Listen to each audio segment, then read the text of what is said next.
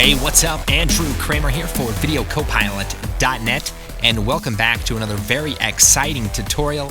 Today, we're going to be taking a look at creating some cool sci-fi weapon effects. So, let's go and take a look at what we're going to be creating.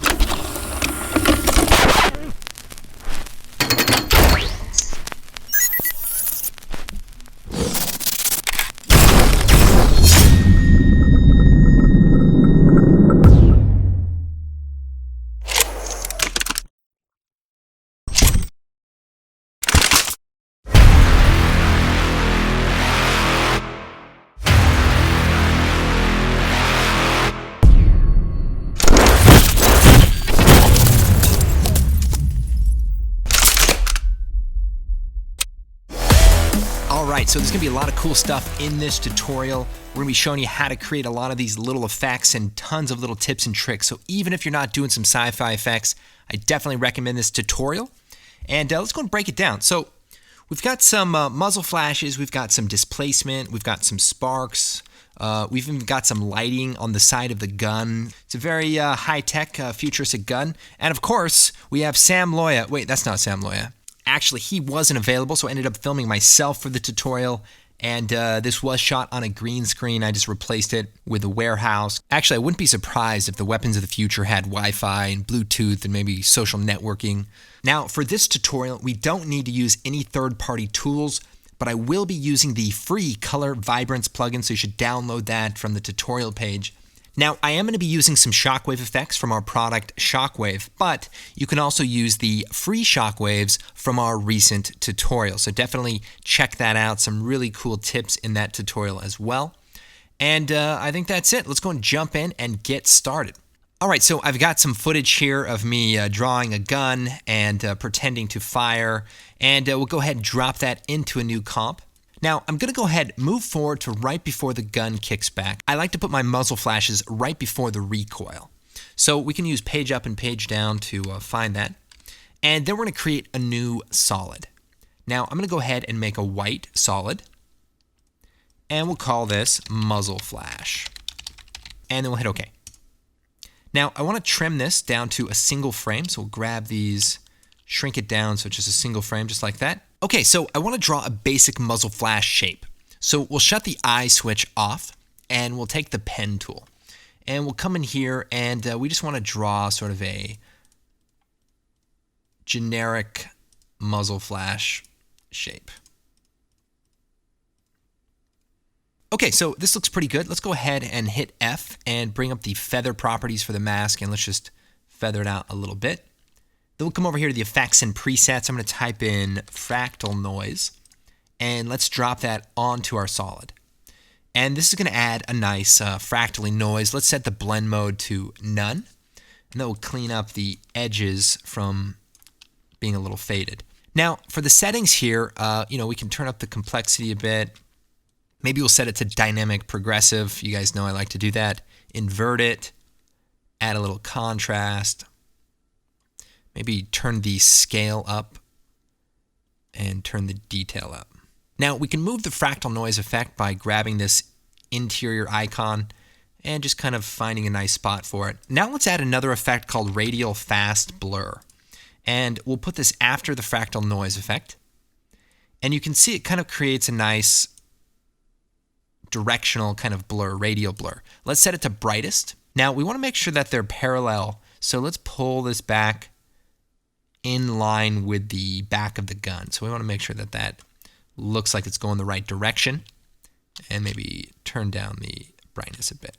So that looks pretty good, and we can always tweak this, turn the brightness up and such.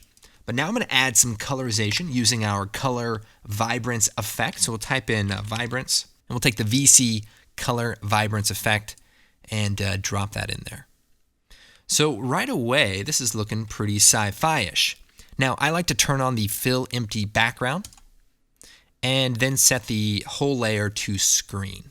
Okay, so I think this looks pretty good. I might turn up the amount of the fast blur and maybe change the color to blue.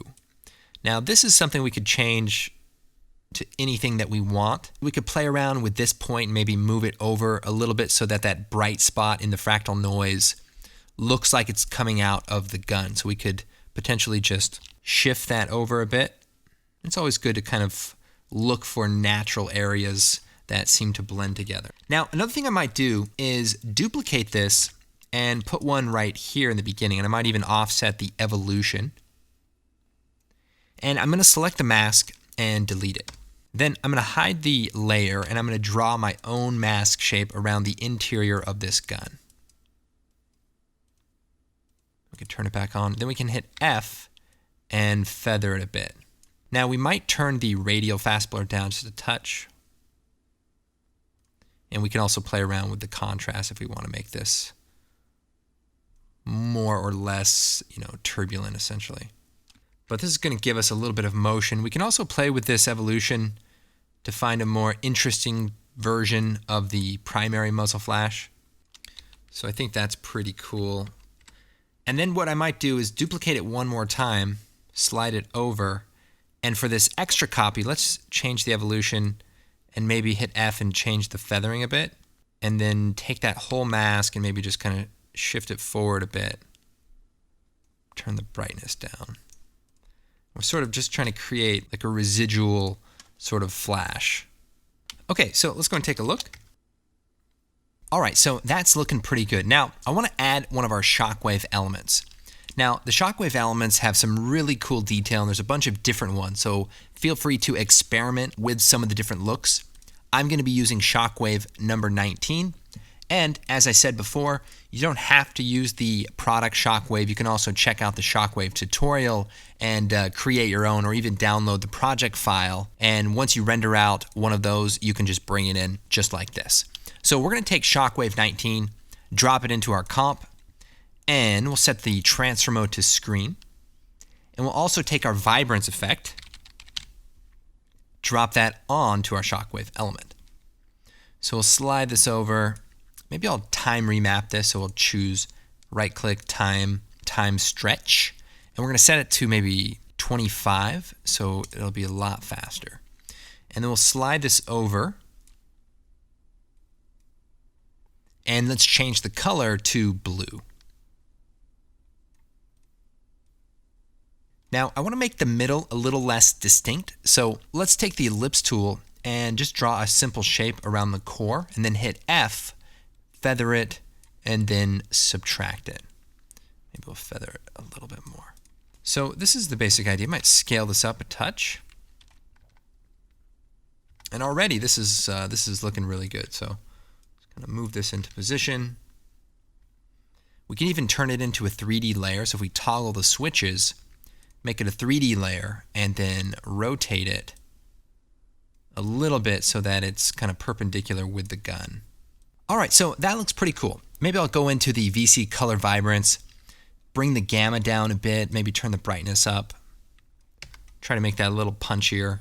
All right, so we're using a single shockwave effect, but in order to customize these effects and create a bunch of different looks, I had to experiment with some different ways of using the shockwaves. So I came up with some cool techniques that might just blow your mind. So I'm going to take a quick sidetrack from our current tutorial, and I want to show you just some cool ways to customize some shockwave elements. So let me take one of the shockwaves, drop it into a new comp, and here we have just a cool element.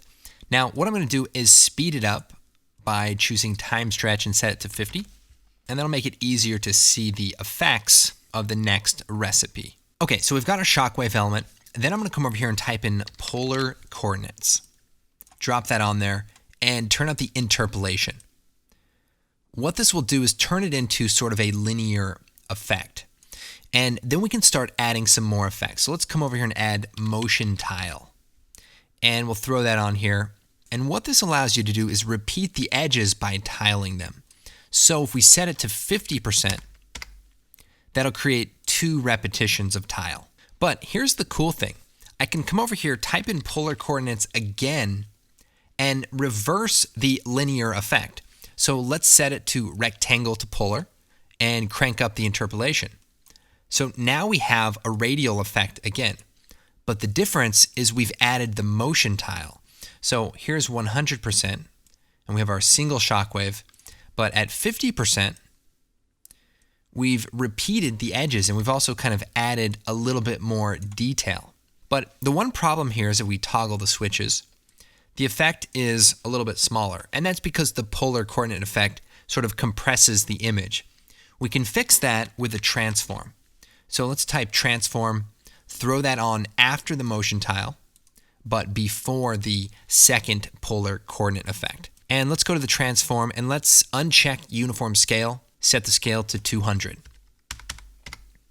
So that way we're bringing that scale back in. As we turn this on and off, we're going to have the same basic size, except now we're repeating the edges using the tile effect. So how cool is this that you can actually change the repetitions of a radial effect? Right now the shockwave explodes outwards, but what if I wanted the shockwave to explode inwards? How would I do that? Well, here's what we're going to do. Let's go to the transform and let's set the scale value to -200.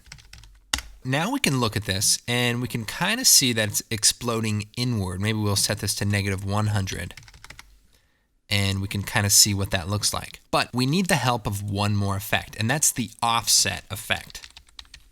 So we'll take the offset effect, put it before the transform, and we want to adjust the vertical position. So here's what we'll do. Move this down a bit. And we want to just move it down until our effect doesn't look so stretched out. So here it looks right now. I think that looks pretty nice. Let's add the color vibrance effect. Add some colorization. Maybe we'll do some fiery orange. That's cool. So let's set the transfer mode to screen and then duplicate the effect. And then let's reverse it. So, well, we could just turn all the effects off except for the color vibrance. So now we can see we have our inverted shockwave along with our normal shockwave, and we created a really cool 2-tier effect. Now our radial shockwave might be a little bit big. We could probably either scale it down or shift the position using the offset, and then actually scale it down as well. Just be careful, you don't want it to get too bunched up in the middle. So just shift it away, and then you can either scale it down here or just scale the clip down entirely. Now if the outer edge is a little bit too harsh, like it is here, we could do 2 things. We could do what we did earlier, which is just simply remove the effects and add a circular mask and subtract the core. And then when we turn the effects back on, you can see that this feathering will actually affect the entire clip. So maybe we'll hit MM, turn up the expansion, add the feathering back. Oh, and the other thing to do is anytime you're working with transparency, crazy stuff, just go to the color vibrance and turn on fill empty background. And that way you actually get a slightly more filled in colorization. So really cool. We could maybe just scale this, hit F9 to ease it into the keyframe and just, scale it down. I'll come over here. We've got all of our other shockwaves. So remember, there's 50 different shockwave elements. Well, we could go take both of the elements, hold down Alt, and drag another shockwave on top of it, and it'll actually replace it. So now it's shockwave number 1. And now we've got a really cool combination. So we've got the inside and we've got the outside that are being comped together to create a really cool look. And again, we could tile this outside one. We can go to the tile effect, set it to 50%, and now that's got more detail. And anytime you change the tile amount, just make sure, so if it looks kind of stretched, just go into the transform and play around with the scale until that value looks more, even. But again, I think the 50% looks nice. So you can definitely do a lot of cool stuff with this basic idea. And, simply switching the effects out are going to, give you some different results. So we've got the inverse of the shockwave mixed with the outside shockwave. Very cool. Let me show you what we're actually going to be doing. So this is just kind of an exploration in using these elements as well as your own elements with some of the different effects. But what I want to do is something really unique with the shockwave. So I'm going to duplicate the current shockwave. And check this out. I'm going to uncheck the 3D layer switch, and I'm going to right click and reset the transform. So right now it's 2-dimensional. I want to make it 3-dimensional. And here's how we're going to do that. We're going to type in the polar coordinates effect, drop that before the color vibrance, turn that up.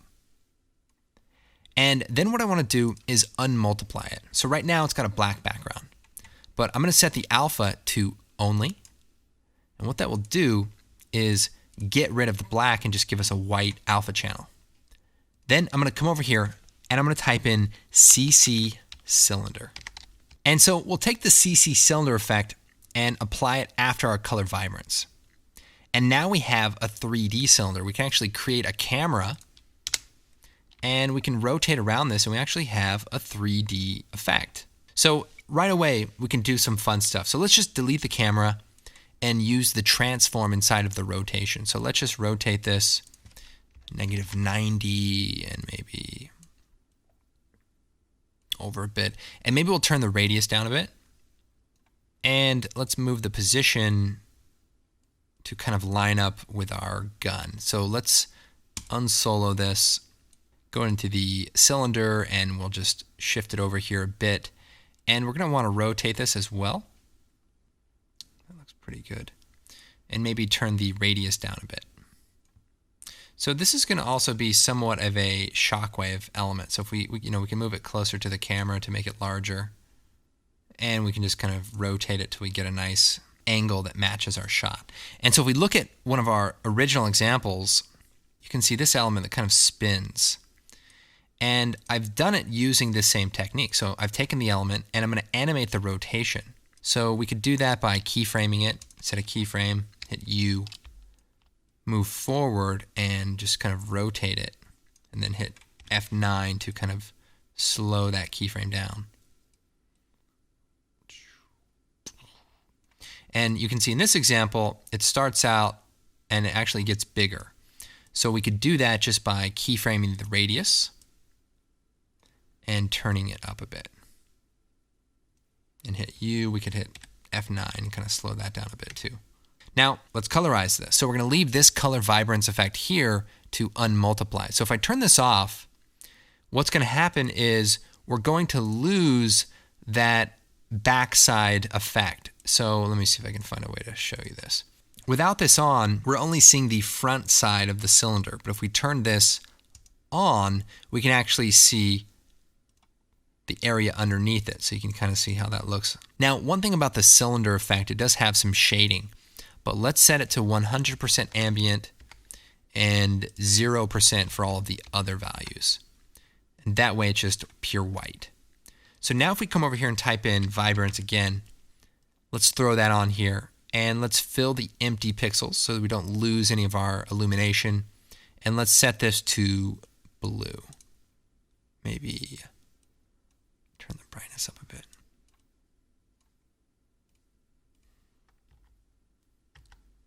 And we could also play around with the position of the cylinder. So, it could be a little tricky since we rotated it to get it to, move in the right direction.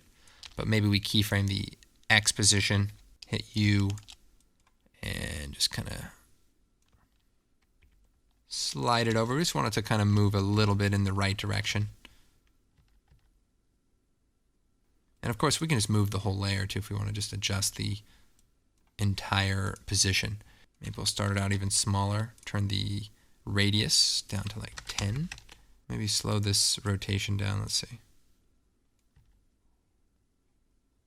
Okay, so this looks pretty cool. It looks a little bit slow, so I might just shift it over and crop the front of it off just so that it kind of gets into the effect a little bit faster and looks more like residue rather than the actual effect.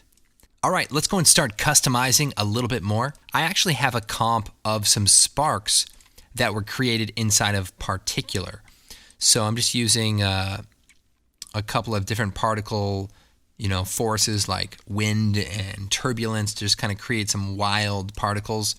There's a bunch of different tutorials on Video Copilot for sparks, so I won't get into this, but pretty straightforward. But this is also just another thing that you can add. So for example, I could just add these sparks into the comp, slide it over a bit, and set it to screen. And even though they're a different color, I think it still looks pretty cool. Now, let's do a few more things. Like for example, our muzzle flash is a little bit dull, so let's see if we can brighten it up a bit. I'm gonna come over here and type in glow, drop that onto our muzzle flash, and let's put the glow effect before the color vibrance effect, and let's set it to screen. And then if we increase the size of it, we can actually make it nice and bright, maybe even go into the vibrance effect, turn the gamma up, and maybe even turn up the brightness. Let's see. I think that looks pretty good. Nice and powerful. Maybe take that second copy, we can even brighten that up so that we get a little bit more life, a little bit more movement. Your eye's always going to kind of follow that secondary movement. All right, so these are our visual elements, but I also want to add some cool distortion effects. Let's add a new adjustment layer. And a couple of the effects I've been using, the ripple effect, let's throw that on there. And let's set the layer, so let's just trim the layer down. And we can hide a few of the effects by soloing the top and bottom layer. And let's just turn the radius up so we can kind of see this is a cool deform effect. We could turn it to symmetrical, turn up the height, and we could just create some cool kind of warping. Maybe turn the speed up, maybe the width a little bigger. So depending on the radius, something like that. And so what we can do is align this with the gun, and maybe we could show all the layers now. And depending on how we want to do this, we could put this below the muzzle flash. I think that looks kind of cool, kind of gives a little bit more depth, like it's distorting on the plane.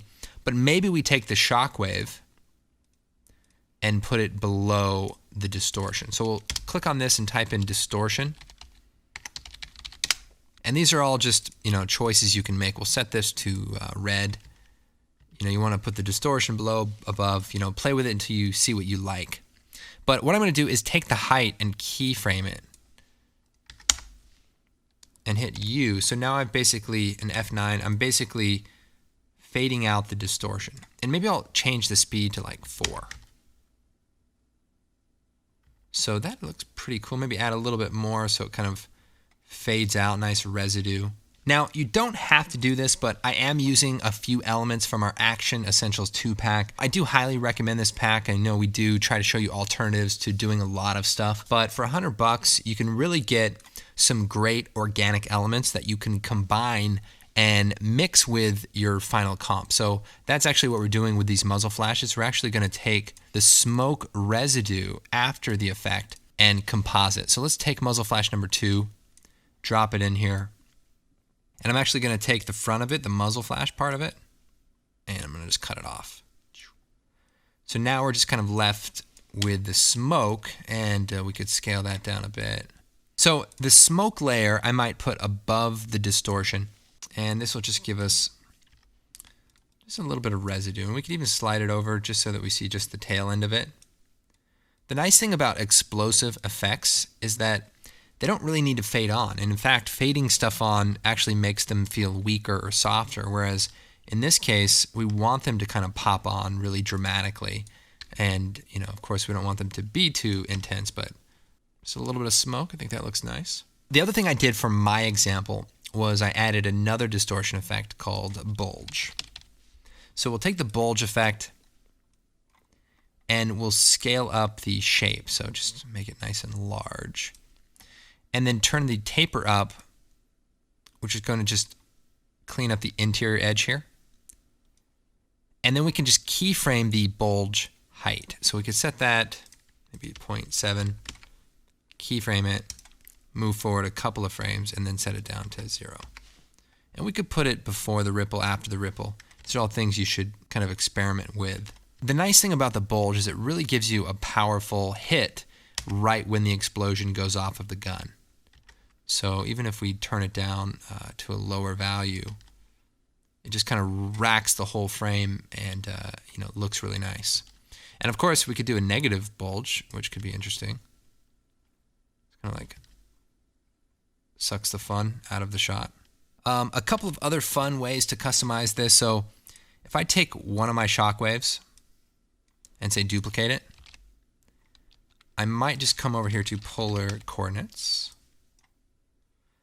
turn this up, and remember I've got a linear effect now. So let's turn off the 3D layer switch, scale it down. And so like in one of my examples, I just had sort of like a stream of particles that was kind of left over after the initial shockwave.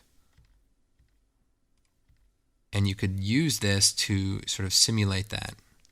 And maybe duplicate it and rotate it, the rotation tool here. And here's what that might look like. Maybe I'll take these two and change the time remap on them to like 50% so that they have a little bit more, depletion, so that they fade out a little bit slower. So line that up with the gun a bit. You might rotate these effects too so that they actually align with the, with the gun and stuff like that. So again, these are just little tricks that I actually used in the original example. So I wanted to kind of show you. So just like that, I've just taken a shockwave and used the polar coordinates effect to straighten it out, basically. Now you'd think with a gun this powerful, they'd at least give me some goggles or something so that I'm not going blind every time I'm shooting this radioactive gun. Here's another quick thing to just kind of give you some ideas. Like if you look at this one, this is a really crazy gun, right? But this effect is actually not that complicated. So let me show you just the basic idea behind that so you can kind of start looking at ways of creating your own. So again, I always try to encourage you guys to, experiment and play around with different ideas. I'm just trying to give you enough of the idea so that it makes sense. But here's a really cool way to create that sort of, plasma type of weapon. So let's create a solid. And we'll call this plasma. And it doesn't matter what color solid, but what I'm going to do is add the ramp effect. I think it's called gradient ramp in CC, so there we go. And this is just going to give us a simple gradient. And then we're going to add the colorama effect. And let's change the output to ramp gray. Nice. And then we'll turn the cycle repetition up. I'm not sure. Let's do like 4. And then we'll go to the input phase and animate the phase shift. So this will actually kind of animate this. And we'll alt click on it. We'll type in time times negative 200. So it just creates a little bit of an animation. And we can change the direction by just doing times 200. So we'll see what looks best. Here's what we're going to do. We're going to add a curves adjustment just to dim it out a bit. And then we're going to add the CC cylinder effect. So check this out. I'm going to rotate this. Is it negative 90? And then rotate on the X. Actually, maybe on the Y. We'll rotate it this way. Maybe we'll screen it back on top here. So now you see where this is going. So this is really, really cool. Now this plasma gun needs to go in the other direction, or it needs to go a little faster, right? It's a little slow. So let's hit U. Let's set the value to time times like 500. And just to explain this expression, it's just taking the current time and multiplying it times 500 so that it basically just goes faster. And then I'm just taking the radius of the cylinder and turning it down. And then maybe taking a copy of it, duplicating it, going to the scale, scaling it in a little bit lower so you can kind of see just those two copies together. And what I could do is change the speed value, so do 3. So that way they're not at the same frequency. And just so you know, depending on what frequency you put this at, sometimes it can actually look like it's going backwards or it's going too slow. So you really just have to play around with the, it's only like 6 or 7 frames. So, all right, let's try 600. So that's cool. And we could even play around with the phase. So for example, we could go and change the output from 4 to 3. And then we'll make 3 copies. But how do we get it to look really cool and kind of warpy like we see in this example? Well, here's how we're going to do that. We'll take one of the copies and let's add the CC glass effect. Now, I'm sure the tutorial is getting a bit long, but I want to show you all the cool little details. So we'll take the CC glass effect, throw it on here. So if we change the bump map to none, it'll actually use the input source. So then what we can do is change the height to -50 and maybe soften it up a bit. Play around with the displacement here. Let's see. Something like that. It's kind of looking interesting. Undo that real quick. So again, this is just, experimentation. You just want to play around with these values and just kind of see what looks cool, what looks interesting. Here's the big thing that we have to do. So we've got the effect. We could, of course, add our vibrance effect. And we'll set the fill on and set it to blue. Copy that, paste it to the other copy. So we'll take these 2 copies and we'll pre-compose them. So we'll select them, hold down Shift, choose Layer, Pre-Compose, which is just off the screen there. And we'll call this Plasma. And again, you can just duplicate more copies, do all sorts of stuff here. Let's set this back to screen. And then we're going to create a new adjustment layer. And we're going to add the glass effect again, CC glass. And for this effect, we're going to choose the plasma layer as our source. Then we're going to take the glass effect and put it all the way at the bottom so that it's only affecting the bottom layer. So now you can kind of see what the glass effect is doing. We're sort of displacing the background a little bit. So if we crank that up, maybe add some more blur, maybe add a little bit more height, negative or positive, whichever one looks cool. And we can actually start to see the background becoming displaced. So that's pretty cool. And then we could take the plasma here, maybe add some glow to it.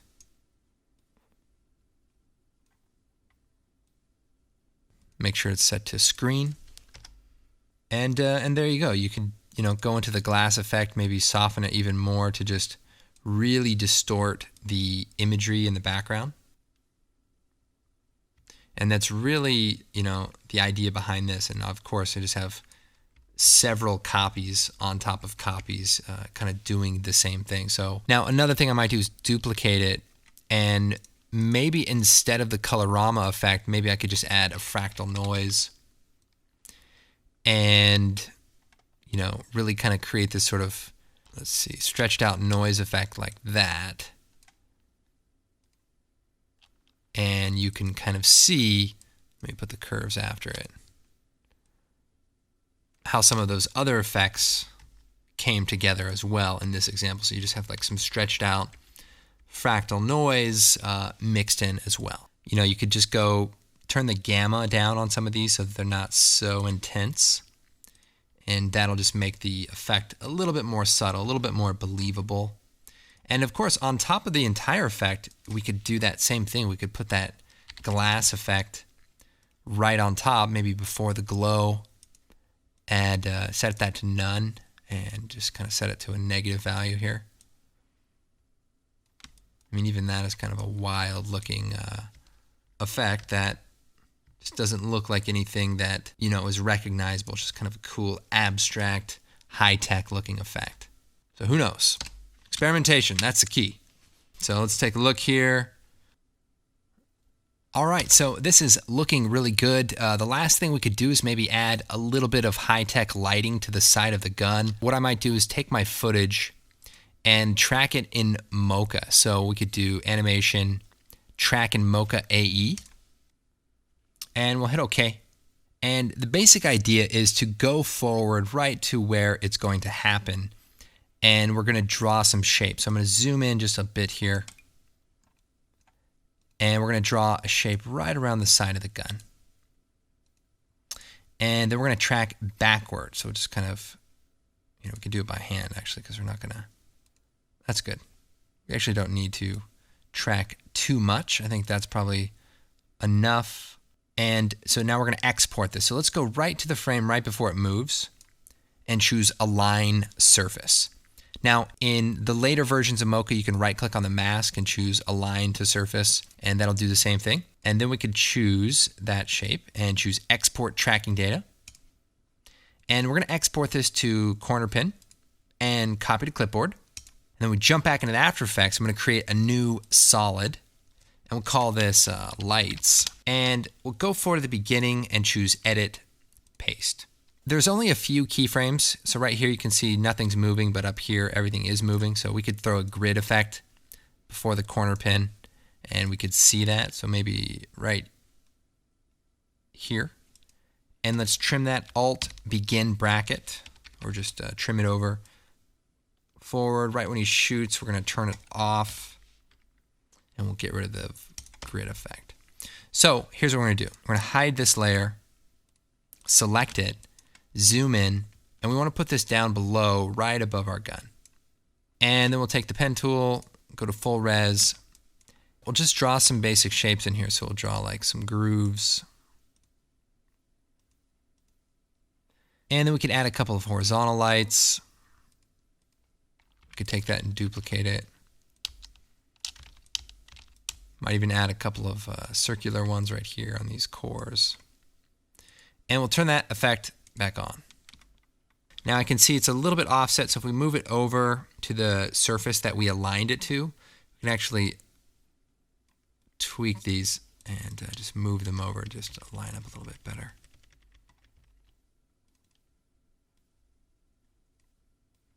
So anything that we do on this one frame should track to the rest of the frames. And if we want to add a little bit of motion blur, we can actually do that using the Force Motion Blur. Then I'll actually add some motion blur. We can turn the shutter angle down a little bit. So now we want to illuminate a bit. So what are we going to use? Yes, the free VC Color Vibrance effect. And we'll turn on the Fill Empty Pixels, set this to Screen, and we could do, pretty much any color here. We could, we could just do red. Turn the gamma down. So it's cool is that when you lower the brightness, it actually keeps that bright red color. So maybe we could add a glow right after the color vibrance effect.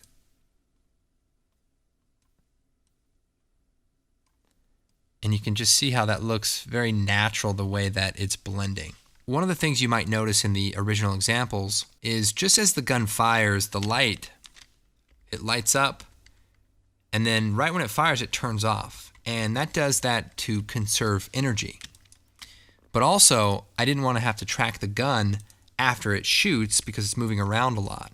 So I just made that up so that I wouldn't have to do the work. And that's the truth.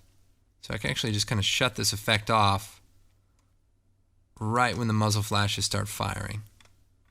And no one's the wiser. So that's basically the way we can do the effect. Now, if we want to animate these on, we could turn the motion blur off for just a second. And, we could do it a couple of different ways. We could add some masks and maybe subtract them. And just do a quick keyframe of the path. Slide it, let's see. So here we just have them sort of turning on.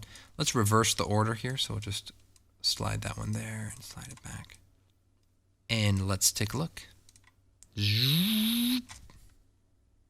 Sweet. Very, very cool. So this is really all there is to it. I know there's a lot of various steps, but I didn't want to leave anything out. Hopefully you guys can pick and choose the things you like the best, customize it with your own effects, come up with some really cool looks, and then make your next sci-fi movie. So anyway, thank you guys for watching. Of course, we used our new Motion Pulse sound effects collection. to create all the different sci-fi effects. So if you're looking to add some sound effects, definitely check out Motion Pulse. My name is Andrew Kramer. Thank you guys so much for watching, and we will see you next time.